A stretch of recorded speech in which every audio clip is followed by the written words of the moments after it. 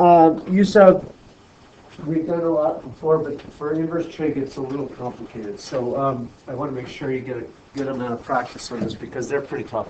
The first two, however, not inverse trig, but just a real quick other U sub kind of thing. I typically look at U sub as a way to deal with chain rule problems. I mean, that's how it was really created, I suppose you could say. If I did something like this, I use U sub because I think, well, that was a chain rule where cosine was the original and the du was the sine, and so boom, U sub. However, U sub actually comes in handy in a couple other ways. For example, this is not the name in any book that I can think of, but in my mind I think of it as the sum in the wrong place, or unfortunate sum problem, right? This is a bit of a stinker because I can't really go anywhere from there. The sum can't be split up. One's not the derivative of the other. I don't know what to do. If, however, you use sub, then you'll see that sum gets moved from the numerator to the denominator, or sorry, switch that, the denominator up to the numerator over the course of my work. I'll be able to split it, all right? So if I make that substitution, cool. I need to know what x squared would be. Wouldn't x squared be u minus 1, that whole quantity squared? If I wanted to get x squared, I'd move the 1 and square it, right? All right. I'd also need dx. dx, according to this, du is straight up equal to dx. Are we all cool in the three elements to the u sub? Okay.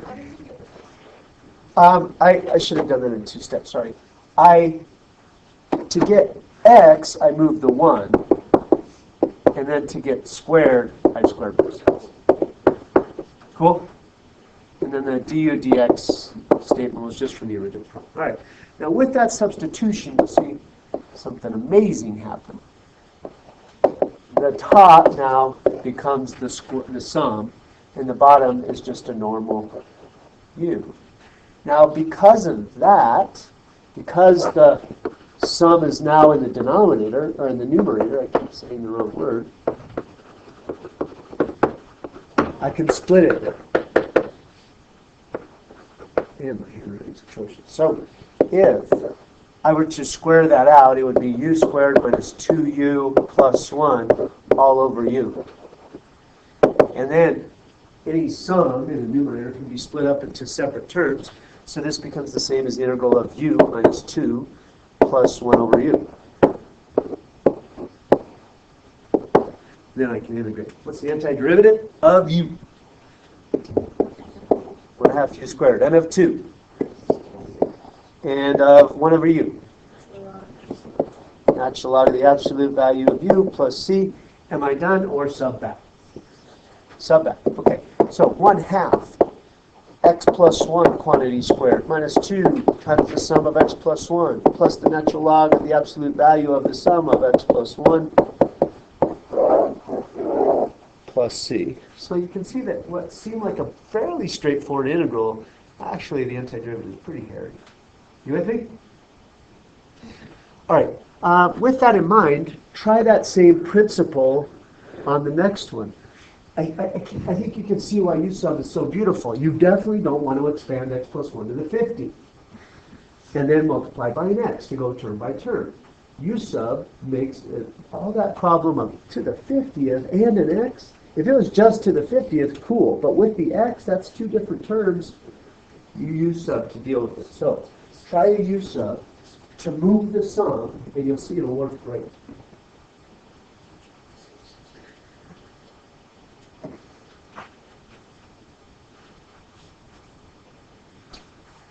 You U sub the sum.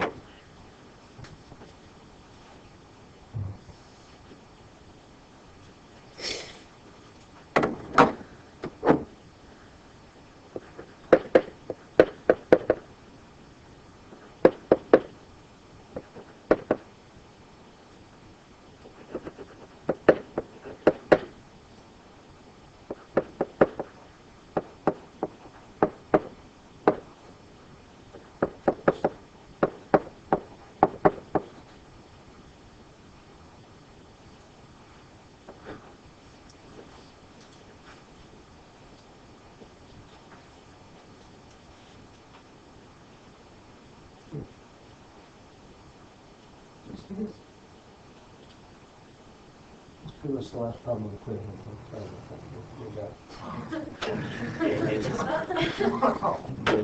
Okay. With different numbers, but same idea. Oh well.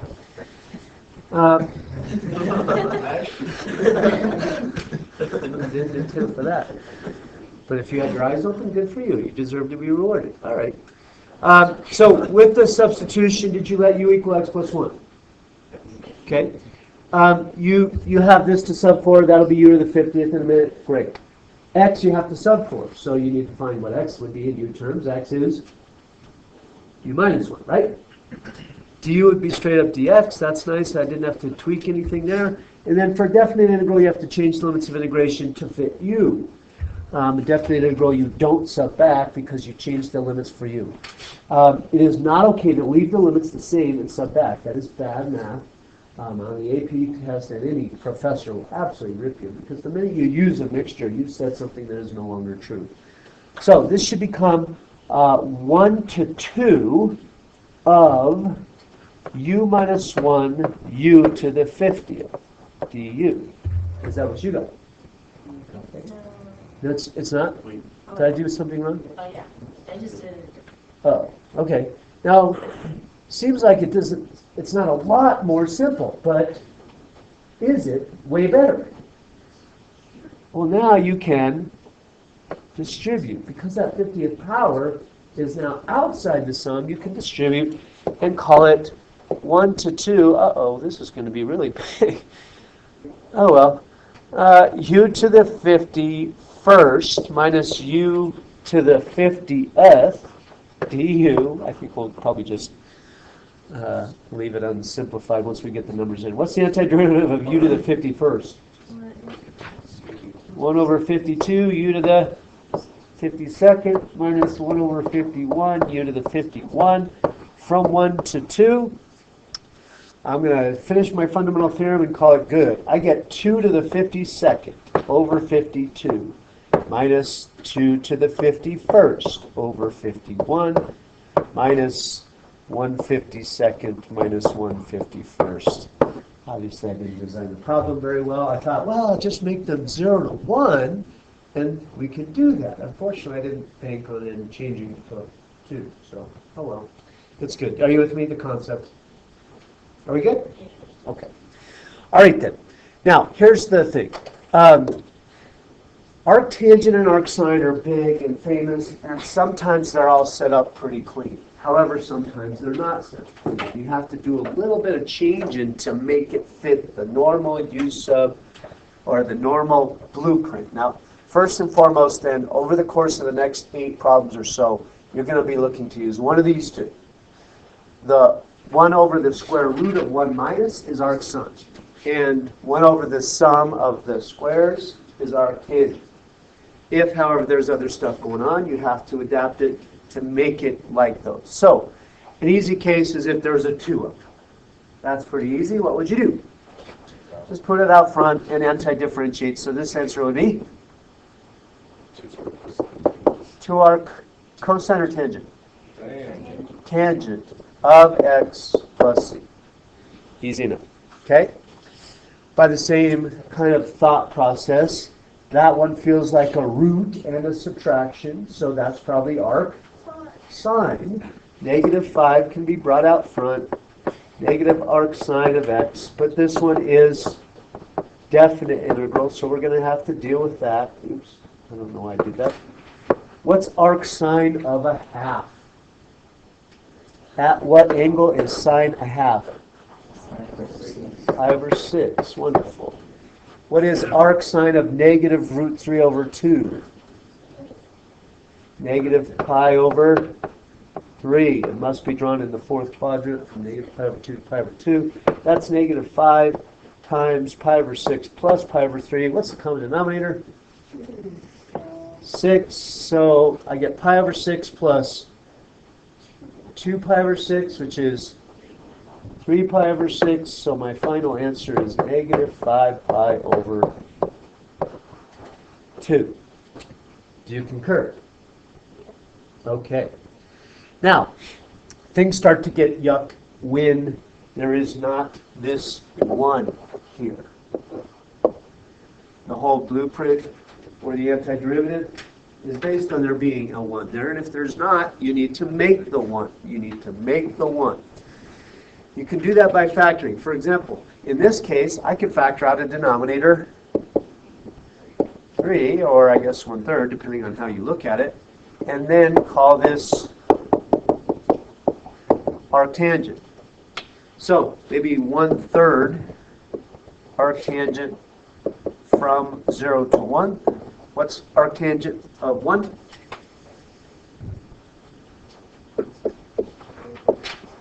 Pi over 4. What's arctangent of 0? At what angle is tangent 0, which would be opposite is 0, which is sine of 0, which is 0. And so we get pi over 12. Okay. Try the next one on your own. No? What do you mean no? No.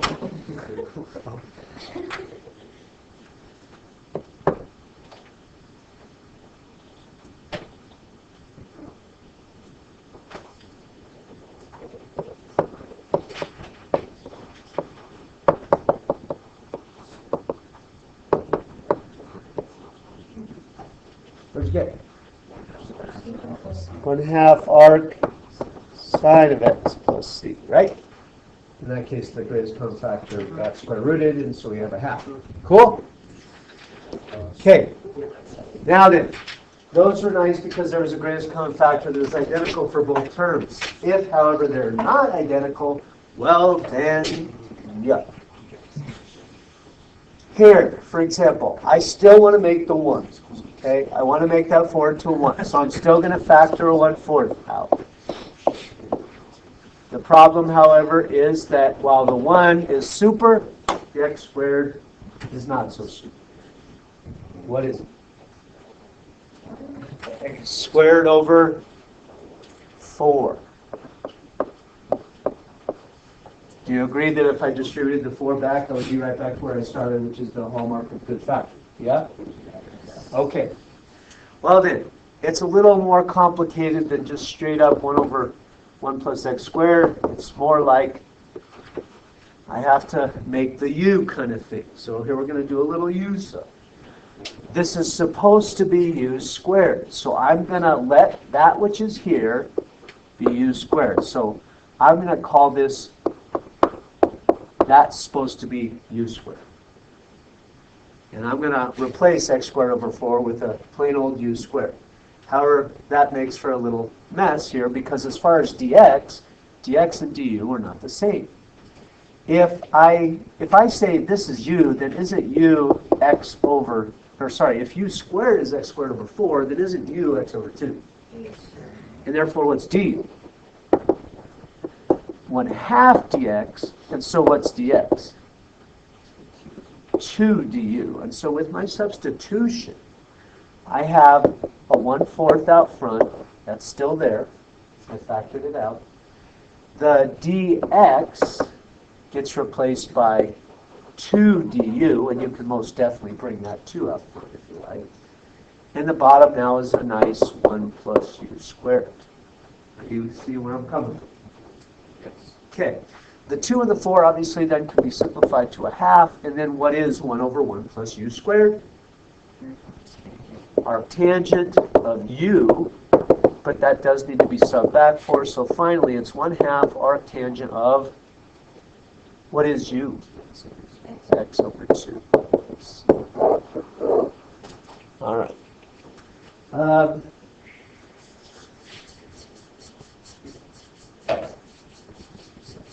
Try, you know what? Should we do the limits? You know what? Let's worry about the limits later. Just for now, you try that one. Okay? We'll get definited and go there. I'll be walking around. Try the second one. Yes, ma'am.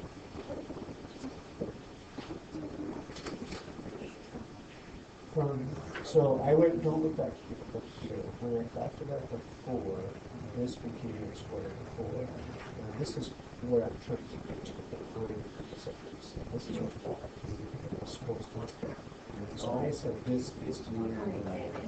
That's how I'm supposed to. What I have here is squared. It's all squared. So that's how that is squared. And the rest of it, concept of dx. So before I jump to dx, I u first. That's what we do. So that's what we have. This this dx is so it's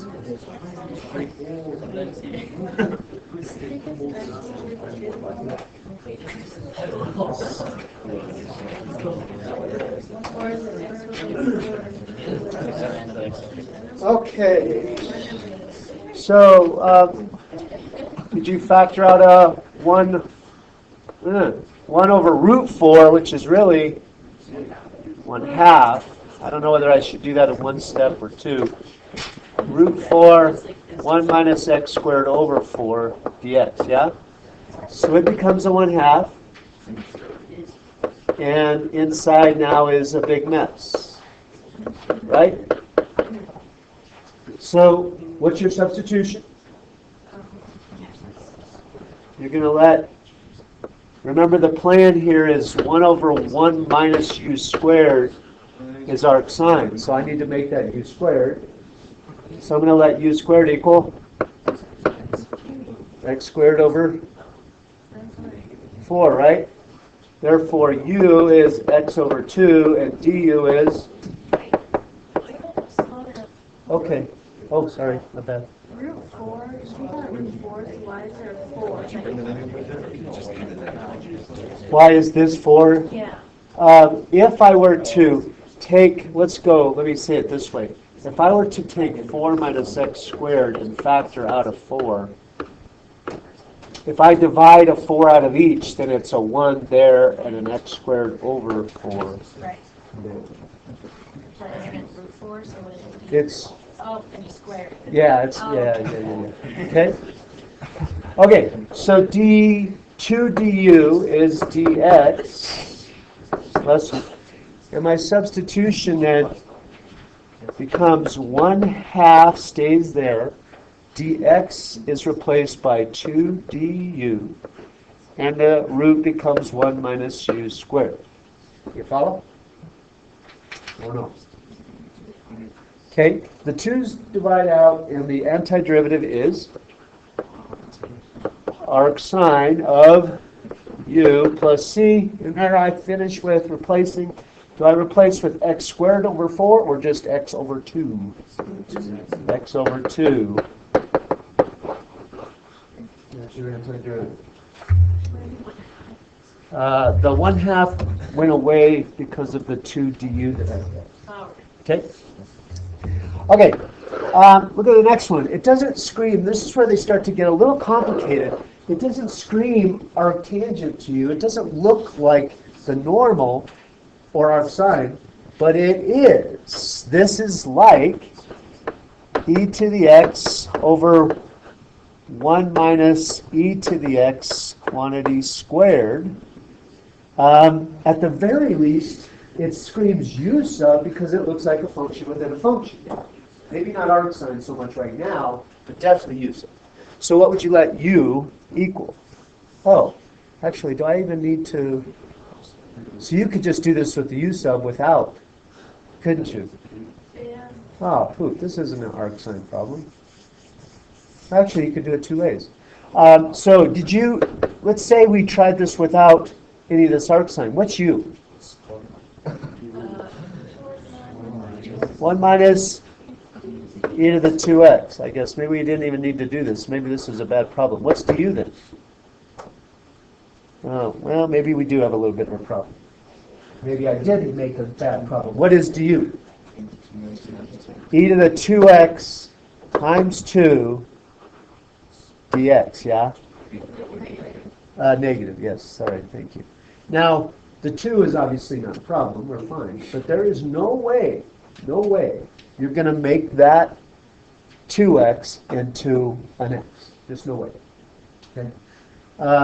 So what's to be done? You don't cry. Instead, you go for arc sine. Okay? Do this. Let u equal e to the x. Okay? And du, therefore, would be e to the x dx. And so with that substitution, what does e to the x dx get replaced with? Du. And the root becomes 1 minus. Now e to the 2x is e to the x to the second, right? So it becomes u squared. And so the antiderivative of which is arc sine of u plus c, and so arc sine of e to the x plus c. Now that's where they start to get a little funky. All right. Now, do you feel like you know enough to give these a go on your own, or try one more together? We'll have one more thing. Una mas. Okay. I heard a little mixture. There's plenty. If you want to just go, that's fine. If you want to walk through one, let's try that. All right. So, this is the. Let me start by saying here. There's such a fine line in techniques between a totally different approach from the other. What if there were a 2 up here? How would you go? That's why I say it's a fine line. If there were a 2 up here, then you've got a function within a function, and is one the derivative of the other? So, yeah, you could u sub if there were an x up there. U sub works. No line inverse trig. But because there is not a one is the derivative of the other up there, it's not a u sub, and so we have to go with an inverse trig approach. What's the first thing? Let's do 2 things. What should we do first? Take out a 1/5, and why not also take out a 2/5, all right? That makes it a little better, and then I have that. That's really nice. I don't even need to sub. I could just say 2/5 arctangent of x from 1 to root 3. And what is arctangent of root 3? Pi over 3, and arctangent of 1, pi over 4. And what is the difference between pi over 3 and pi over 4? 1 pi over 12. So we get something like 2 pi over 60, or pi over 30, I suppose, if I had simplified. Follow? Let's do one more real quick, and then we'll call it. Actually, let's do the others. What's this one? Now, is it u sub? Okay, if it were u sub, then what would your u be? X squared. Then wouldn't you get a u squared? Oh yeah, I see what you mean. U sub with inverse trig. You're right. Okay, sorry. When I asked, is it a u sub? Is it a u sub by itself or a u sub with inverse trig? With inverse trig. All right. So let me go to what you said. U is x squared. Yeah. Then du is. Oh, that's not good. This should have been. I wanted this to be x. Sorry, I did want this to be u sub, but let's call that x. Sorry. My bad. So du is 2x dx, yeah? Do you agree? No, you just changed it. I changed it to the top to just x, sorry. I did want this to be But then the u is still x. What? How do you have to be x? Okay, you'll see it'll work out fine. I want it to be x on top, not x squared, so change it to x, okay? Now, when I take the derivative of x squared, isn't the derivative of x squared 2x dx?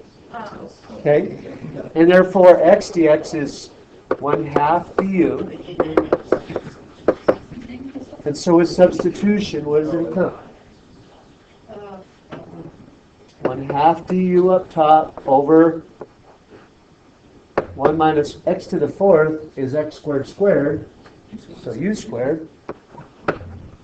And so it becomes that, which the antiderivative is 1/2 arc sine of u, which then is 1/2 arc sine of x squared plus c. Okay. The other one I have to get to read the homework questions. So, what questions do you have on homework? Set 65? Set 65 homework questions if you have any. What? 7 did you say? 17, sorry. 45. 1? 1.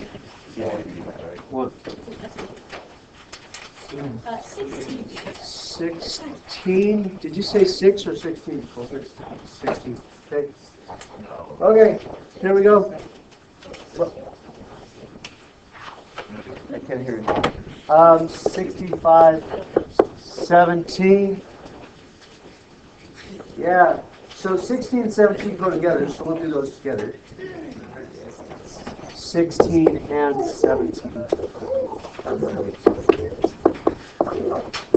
So y equals 3x squared minus k squared. 16 and 17 are kind of go together. They're both based on the same problem, so we'll do them together, right? So y equals negative k squared x squared plus 3. K is greater than 0. Now the fact that k is greater than 0 tells me that this is a parabola shifted down, and this is a parabola shifted up, opening down. And so it must be two parabolas, something like that, yeah? It feels like with k there, we're not going to be able to find intersections to the region, but you can. If you set them equal to each other and solve, let's get the x squareds together. If I get the x squareds together, I have 3x squareds plus k squared x squareds. And if I move the numbers over, I get k3 plus k squared. You follow? What from there? You want to solve for x to find where the intersection is. Factor out an x squared. Then you'll see, oh, that's nice. Because x squared has to be 1. And therefore, the limits must be -1 to 1. What's upper, what's lower? To get positive area, I need to take upper minus lower, so the heights are positive. So what's the upper, the negative squared or the positive squared? Negative squared. Negative k squared x squared plus 3, subtract 3x squared minus k squared. Yeah? Now let's integrate. What's the antiderivative of negative k squared x squared? Negative k squared is a constant, so leave it alone. X cubed over 3, right? Plus 3x minus x cubed plus, what's the antiderivative of k squared? Remember, it's a constant when you're integrating with respect to x. So it's k squared x. Okay, you just said it's a constant, so it's like x to the 0. Okay, so then at 1, I get negative k squared over 3 plus 3 minus 1 plus k squared.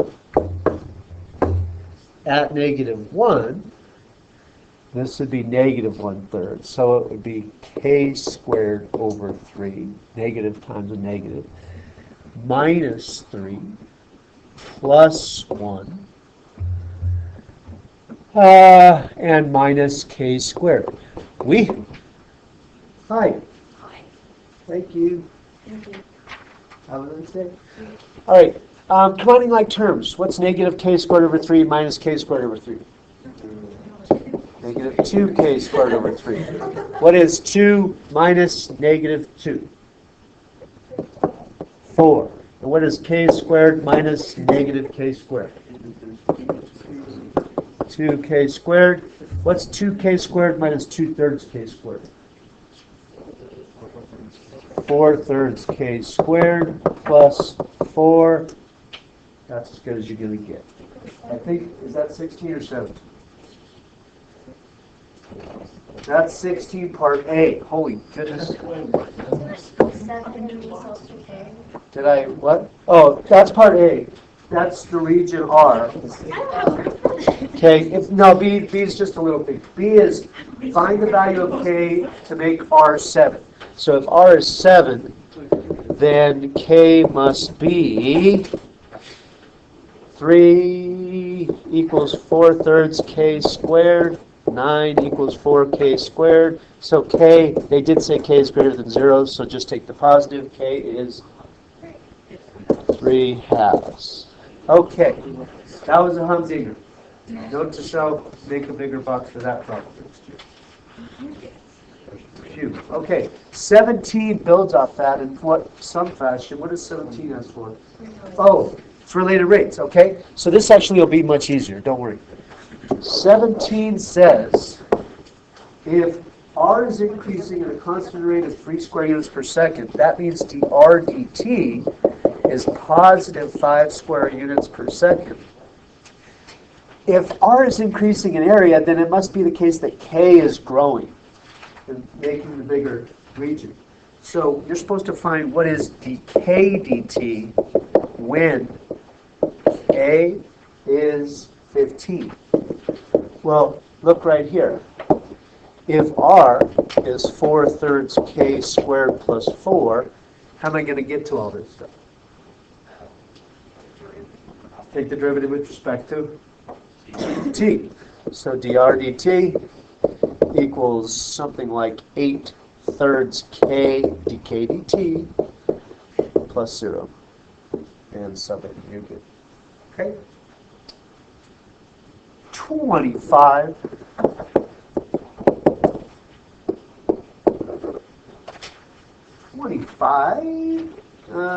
Should I give you another minute, or are you good? Ready to go? Sub in means sub in k, sub in dk, dr dt. You're given everything you need, and you're finding dk dt. Okay. Find all b's so that y equals 2x plus b is tangent to y squared equal 4x. So no. Intersect at 2 distinct points, 2 intersection points. Okay, y squared equals 4x is a sideways opening parabola.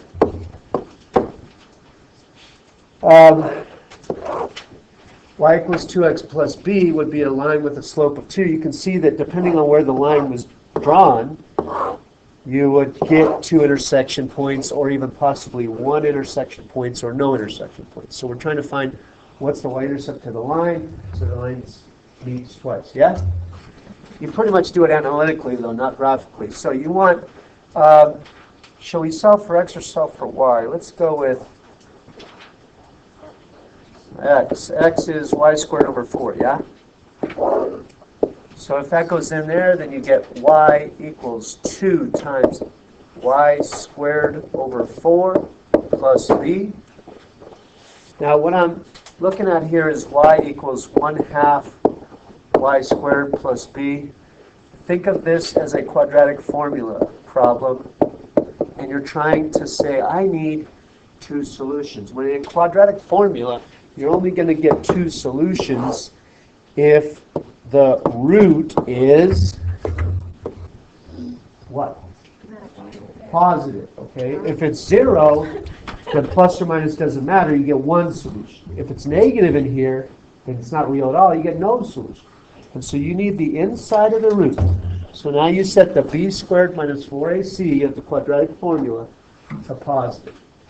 So b squared is 1 minus 4ac, c is actually that, greater than 0.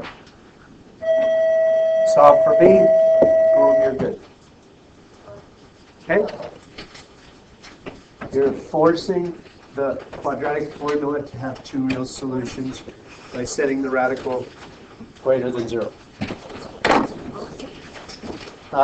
It looks like 1 minus 2b is greater than 0, so 1 is greater than 2b, so I know that b has to be less than a half. Yeah, the inequality has to be. That makes sense. It has to be low and it has to be solution. Yeah. Yes, it's Tuesday. Have a great weekend.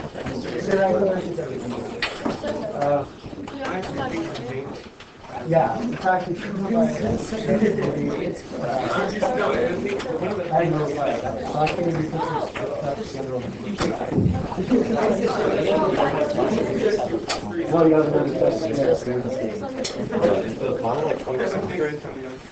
between 15 and 20, all math components. You bet. Have a good day. Thanks.